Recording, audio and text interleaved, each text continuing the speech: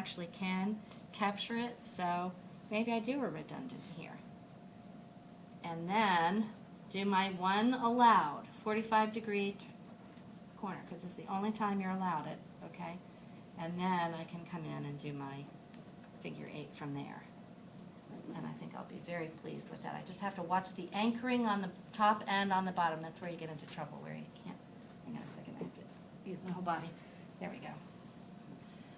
Okay. So, let's pretend we didn't have wrinkles. But I did actually get everything covered, okay? It is circumferential. Likely I have more pressure distally than proximally. I do have, no, so for the AK, the other thing that you have to think about is that you have to have the hip spica incorporated, okay? When you do the hip spica, you don't do it the first thing and you don't do it the last thing, because you want to have at least one wrap around the residual limb before you do your hip spica. Or if you're doing the hip spica at the very end, you want to do your hip spica and have one more wrap around the residual limb.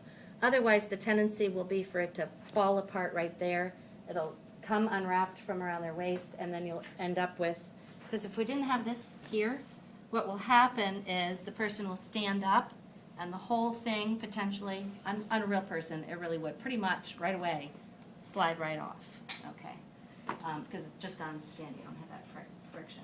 So that's what's different about the AK, is it up, up, up, high in the groin, and incorporate the hip spica.